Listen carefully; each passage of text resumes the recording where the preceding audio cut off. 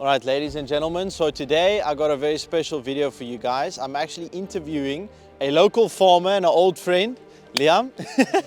Thank you so much for bringing me to your valley. So the main premise of this video is to give everyone a bit more clarity, myself included, as to, what should we be looking for as consumers when it comes to eating good and healthy food? When you go out to the shops, what's the difference between free range, pasture-raised, grass-fed, grain-fed? Is there a difference? Should we be investing our money into, better food, and why is it better? Because I would also love to know, the quality of the food in general. South Africa apparently is very high and good quality food here. And just to interview someone that's actually, in the industry, which is working, getting their hands dirty with our food, and to just get a bit more perspective from we as consumers are buying these food, but how does it actually get there in the first place? So it's a privilege to have you on, bro. So let's get into the video. Stay tuned.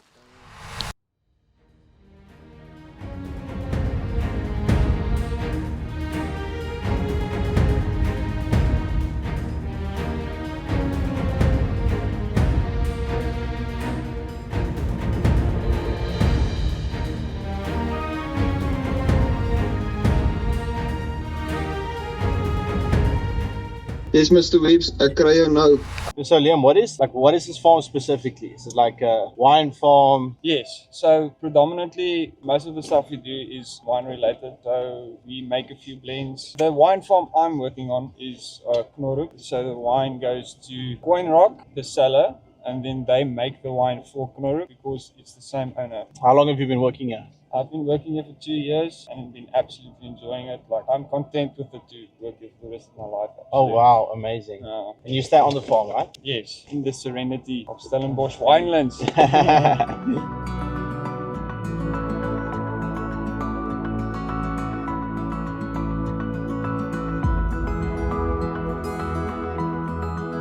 Where are we moving to now? Where are you taking me? I'm taking you to aerial spot where you can see like the vineyards and the almonds, and then later we're gonna go visit the Wagyu cows. Okay.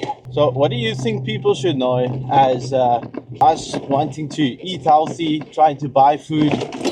What do you think we should know as consumers and to look for in food specifically? Obviously free range is the best, and also like if you're gonna use eggs, for example, the egg's shells must be thicker than the normal egg.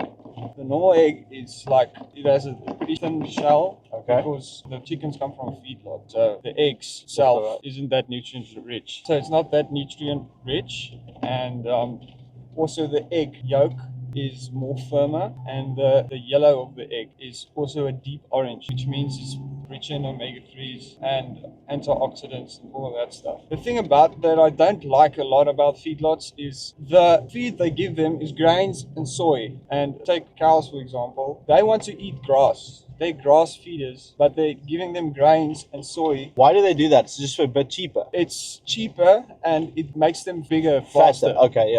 So more cost effective for the farmer. Yes, more cost effective for the farm. That's why the meat is so cheap. And so that's basically, that's the problem, because the grains were sprayed with herbicide and the soy was sprayed with herbicide. The people that spray it are using ear protection, mouth protection, and all of that stuff. And the problem I have with that is you're eating that now. The guy that sprayed it can't breathe it in, and now you're eating it. Yeah. Wow, okay. So when I'm looking at meat quality specifically, for example, like let's say grass-fed versus like grain-fed, or what did you just say now? Feedlot. Feedlot. Yeah. So maybe just dive into the specifics between what's the difference between the two, and then we can go ahead and then talk about the health effects of both and why they do that, which is obviously it's a bit more cost effective, Yes.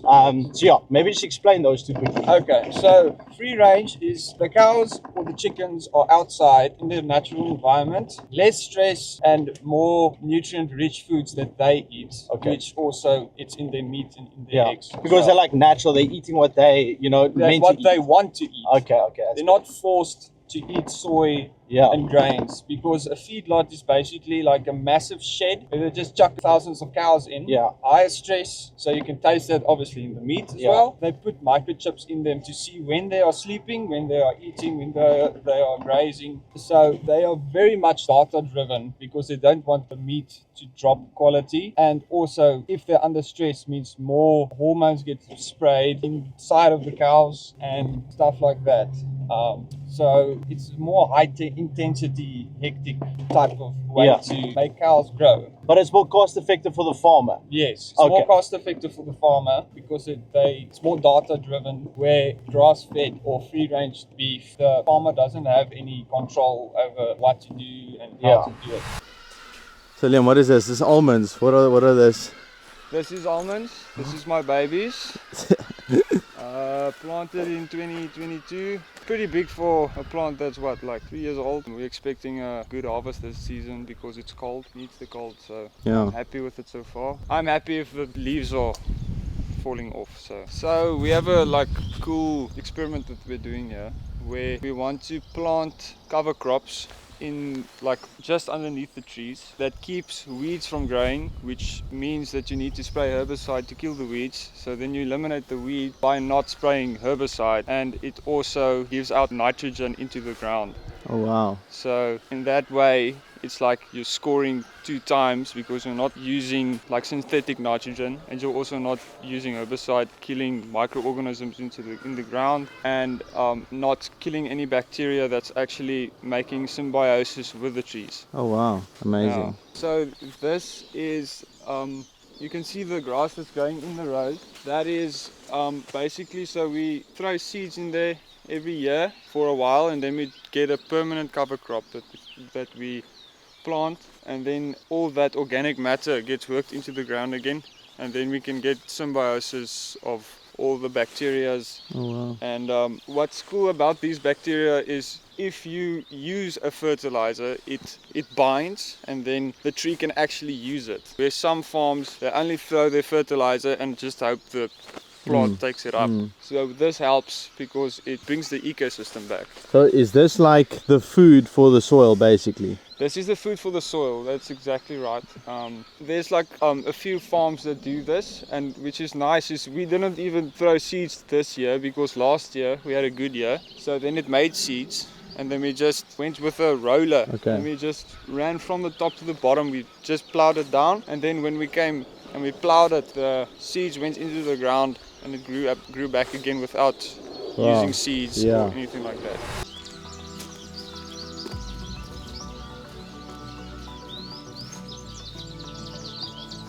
So apparently these trees are 500 years old or what? 500 years old, yeah. Goodness. And we modified the block so that we don't cut off the trees, because we actually love the trees. So then we took a hectare out of the block so that we can keep the trees. Goodness, this is prime Stellenbosch, ladies and gentlemen. This place is amazing, as you guys can see in the videos. Look at these beautiful birds. What is it? Power? Power, yeah. What's that in English? Peacock. Peacock. What is this like? We learned this in Gio. A line is like rings. So every ring, every little small line you get is a year of growing. Wow. Yeah, pretty old tree this.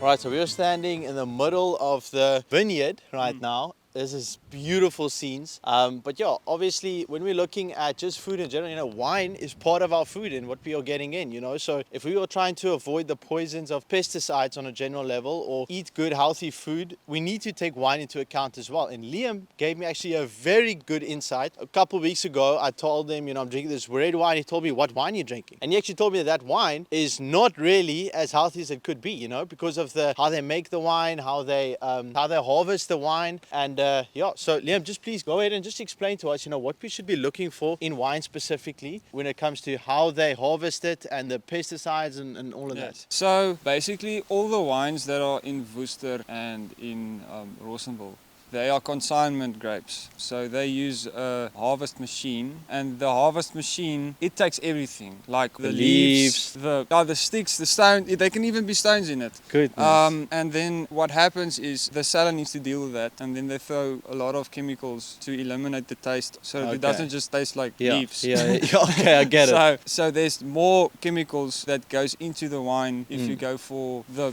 those boxes of wine. Oh, so no box wine for us? No box wine. Okay. You're going to pay a premium on it, but it's for good reason, because they take much more care with how they harvest the grapes. Okay. And those chemicals are obviously bad for us. Like you previously mentioned, like people wear masks and gloves and stuff when they use these chemicals. So obviously we don't want to eat that. You know? Like if they're wearing masks and shit, we should probably not get that in our body. And also like the pesticides, they still stay on the leaves as well. I mean, there is sort of there's like a period where you can spray it, and then if that period is finished, then you can only harvest the grapes. But I mean, that residue is always going to stay on the leaves. Okay. And the thing we do differently is we take out the leaves so that we don't have, if there is any pesticides that is still in the system, we take good care of that so that we don't spray like a month before we harvest, so that most of that residue is already washed off. And as well as we don't put in the leaves, so it's easier for the seller to deal with the that taste leaf, of it. that leaf taste. Okay, so you're just controlling variables, it seems like. Because you need to use pesticides, it's inevitable, but you want to control the amount that gets into the actual food or the wine. Yes. And so when you're doing the box wine, like you said, they're taking everything, the leaves, the stones, everything. And so then you're getting more pesticides, and also they need to use more chemicals to actually, remove that taste, to get the wine, the good taste out. For example, that you guys are doing here, which is wonderful. You guys are, how would you say, the harvest? We're not using a harvest machine because we take good care of the quality of the wine as well. Okay. And also like we call it a cordon, and then there's like sticks that come out of the cordon, and we try to space it so that we don't have to spray more pesticides. Okay, I get it. We take care of that as well. So that brings also the costs down of having the vineyard, and also it's more healthier. Wow, that's amazing. It's healthier for the wine, it's healthier for the... So why do you think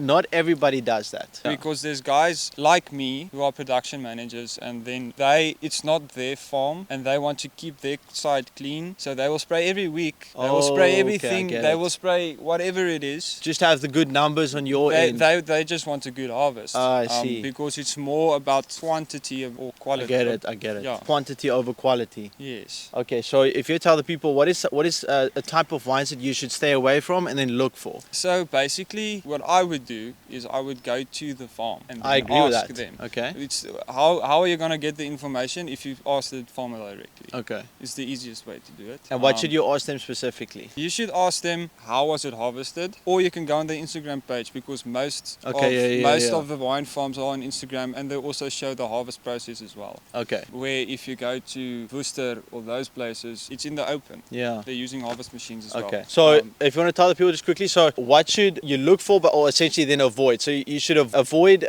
wine farms that use the machines, the plow. Okay. Yes. And they don't chase after the quantity. Okay. Because if they don't chase after the quantity, they take more care about the quality. And no box wine. No box wine. No box wine. Okay. And so maybe just a couple of wine brands that you would maybe recommend. Knorrook and Coinrock, they do that. Also, Kusafari Cabernet Sauvignon. The best alcoholic beverage you can drink is a red wine, and go to Kusafari because they don't spray harsh pesticides. They only spray natural stuff. Okay.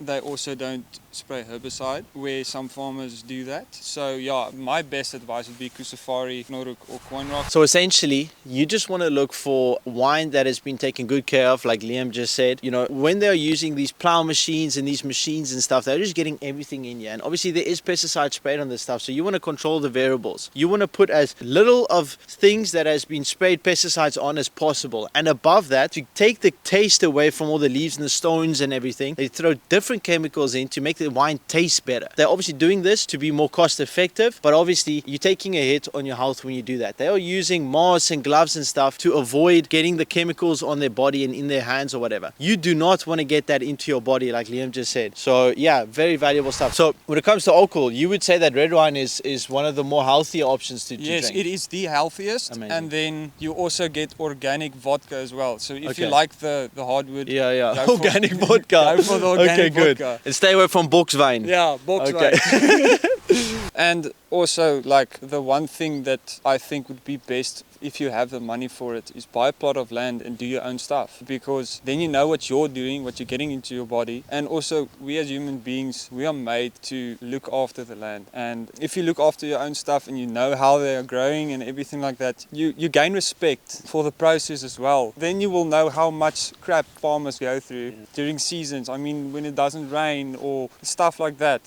So I would say the best way to do it, it can be small. You can just have like a few like tomato plants or whatever, but we were made to be the guardians of the land. And if you actually do that process and get your hands dirty into the ground and you see what's right, what's not right, I've gained a lot of respect for farmers and people owning farms, because every year is different. Every year has a new challenge. Less rain, more rain, we have floods. It's very irregular, very harsh environment, and farmers need to deal with that. So if you support a farmer that's still, even though it's raining when it's not supposed to rain, they don't spray the stuff, you gain more respect for them. How would you go about connecting with farmers? We are obviously very passionate about our health, people watching us as well. I want to know where my food comes from, how they go through that process. How do I go about meeting people like yourself and the people that actually own the farm so that we can know more about where the food's coming from and the process of that? A great example is Babylon's Toren.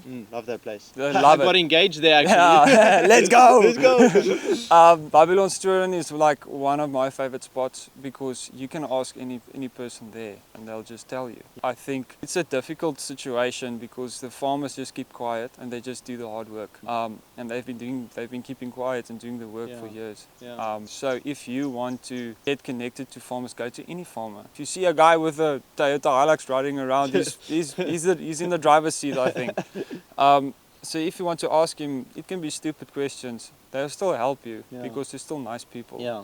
And what is one thing you would want to tell people coming from a farmer that you would like more people to know about? I would like them to know more about the whole process of feedlots and of, I mean, what we're doing at the moment. I'm not a scientist, or I've not been doing this for 20 years, but I feel I have to get it out there. Yeah, I think if people are more informed, they are more likely to make better decisions as well.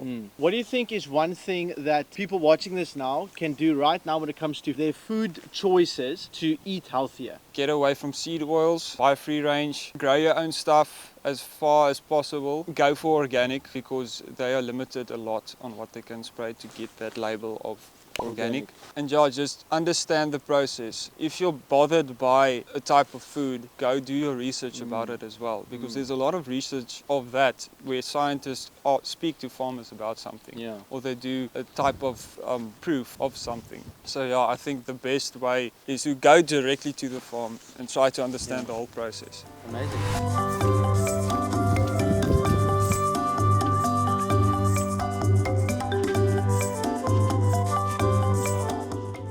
Trying to find the cows.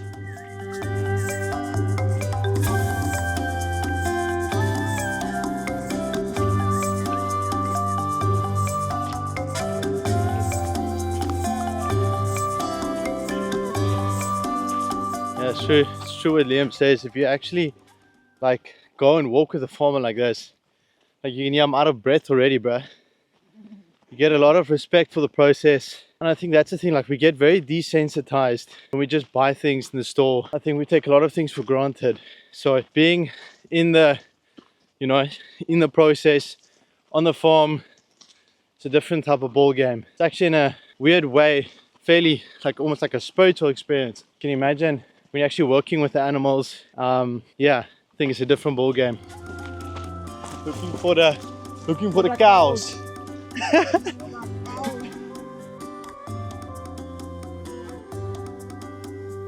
Look how beautiful this is. Oh, goodness. Guys, health. This is life, guys. Health, living, nature, circle life, food, animals, farming. Farming is really the foundation upon a great city, great country, great nation. If you don't have food or good food, that's going to carry through in the population's output. So start feeding yourself with high quality stuff, because your body, your life, your business, your family, your friends, it's going to feel the quality of inputs that you put in your body. Ladies and gentlemen, we have found the cow.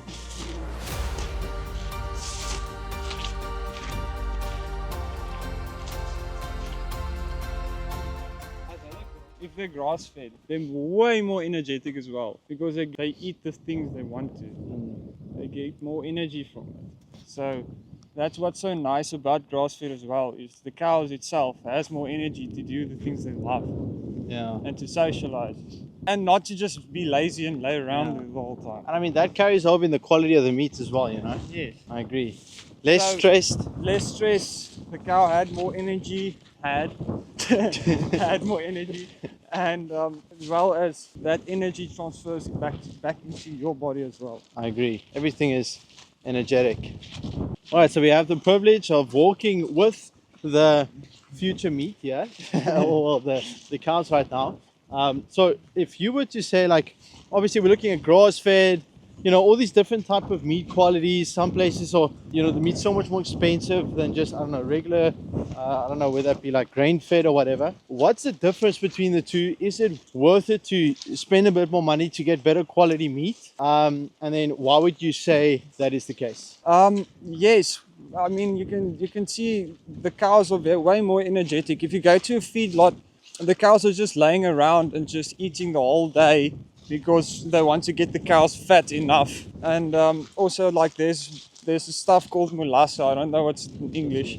But yeah, molasse, they give molasse so that the cows can actually eat the food. So they throw it over the food, and then the cow thinks it's going to eat the molasse because they like that. It's sweet. So it It's basically they force feed them. What is nice about cows eating on grass and only grass, they're way more energetic. If you just stand in a field, you'll see them jumping around. If you get close to them, it's because they actually have some energy in them. And also, there's way more better fatty acids that you get from the cows because they're less stressed. So better nutrient profile in the foods that we eat. Yes. If it's grass-fed. So what are we specifically looking for? Grass-fed meat. Yes, grass-fed meat the whole year round, because some people say, grass finished. Grass finished, not Okay. grass-fed. Okay. And what's the difference between like A1, A2 type of meat? Like, I know there's a difference between that as well. Yeah, you must look on packages for A2 meat. Okay. Not A2 grass-fed. Yes, Okay. A2 grass-fed. Yeah. Okay. That's the highest quality when it comes to nutrient-rich. Okay. Yes. Amazing. So while we're with the cows, I want to get your opinion as well on raw dairy. I'm a big raw dairy fan. I drink raw milk, but obviously I make sure that I source it from high quality cows and farmers. You don't want to be drinking any raw milk, because you want to make sure that the cow is healthy and the milk is healthy. What is your perspective on that when it comes to the enzymes? I know we recently had a brief discussion about that. Yes. Is there a difference with the nutrient profile when it comes to raw and pasteurized? What would you recommend? Yes. So pasteurized, they basically heat up the milk. The thing is that when they heat up, that it eliminates digestive enzymes and antioxidants, which you actually want. I mean, in the perfect world, if you have your own milk cow, you can drink from the teat. But I strongly advise you to do raw milk. If you can get a farm that is grass-fed, it would be amazing. Okay. I think A2 Jersey milk is what I do. Yes. Yeah. Some farms, they want to have a top productivity from the cow, so they actually feed them as well, just like feedlots. So it would be better to get an actual grass-fed cow, because then it's more nutrient-rich as well. So once again, coming back to having a relationship with a farmer, knowing where it comes from. Because I don't know if you're aware of like how the pasteurization came into play, but I think like back in 1900s or something like that, The reason why they started pasteurizing milk is just because, first of all, raw milk doesn't have a lot of shelf life because there's live bacteria in there. So if you want the milk to have a longer shelf life and essentially be able to make more money, you pasteurize it. Or if you want to transport it, obviously farms is outside of the city. So back in the day, they used to then have like these, essentially trying to take the farm to the city. But what happened then was it was a very small area. The environment the cows were living in, essentially with their feces as well, it was just not an unhealthy environment. And that's when all these TB and all these bacteria came into play, because it was such a small area. And so then they started pasteurizing it to making it safer. But if you are, for example, getting milk from this is the healthiest spot you can get, bro. It's like you don't need to be afraid of all these, like TB and all this, if the cows that you're getting it from is healthy. I would obviously also recommend just do your own research as well. But I've been drinking raw milk for 3-4 years now, and it's absolutely amazing. It tastes much better. And like Liam just said now, a lot of people are lactose intolerant, but it might also just be because of like your ancestorship and how your genes are. So fun fact, just like Asian people, they actually don't break down lactose as good as some other cultures. But nonetheless, because there's enzymes in the milk, you can break down the lactose much easier. So if you have lactose intolerant and you want to do dairy, maybe try and incorporating in very small amounts raw dairy. It has probiotics in, good for gut health. Fermented food is amazing. And if you can source it from good places like this, you're going to be fine, bro.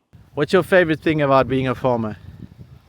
My favorite thing is to figure out difficult situations. Okay. Now, so I mean, like, for example, a cow broke its ankle. If you have to spray it with, or like inject it with hormones to get the cow on its feet again, or do you cut your losses and send the cow for slaughter? And that's what most farmers do, is they don't want to lose a 30,000 rand cow. They'll spray in the hormones and just look the other way. But we don't do that.